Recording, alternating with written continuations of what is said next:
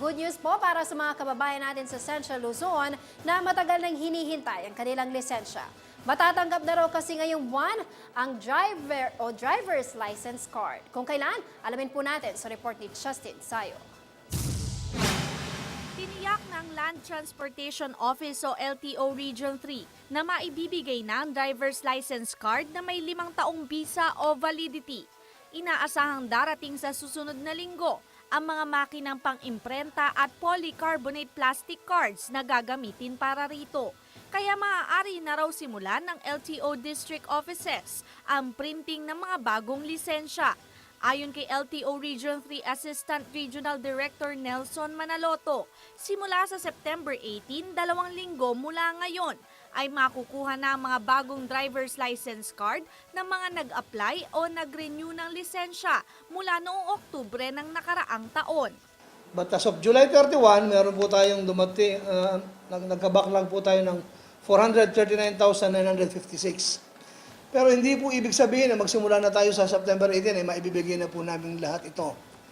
Ang polisiya po namin, ang sistema po namin gagawin ay i-schedule po namin itong 439,956 na to na pag-print ng backlog ng 5 years validity.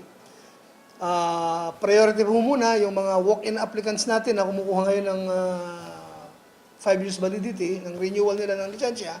Tatawagan, padadalhan ng text at gagamit ng social media ang LTO Region 3 para maipabatid sa mga may-ari ng lisensyang maire-release ng LTO sa September 18. Dagdag pa ni Manaloto, may mas mahigpit ng security features ang mga ilalabas sa bagong lisensya upang hindi makopya ng basta-basta. Maganda po ang record po ng Dermalog internationally. Meron pong pangalan yan na talagang maasahan yung kanilang serbisyo. Pati po yung features ng ID ay talagang hindi na pwedeng kopyahin ngayon.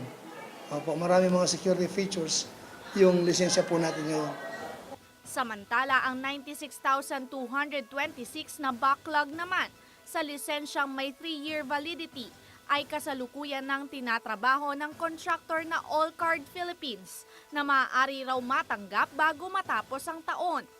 Pati ng mga license plate ng LTO na hindi pa na ipapamahagi.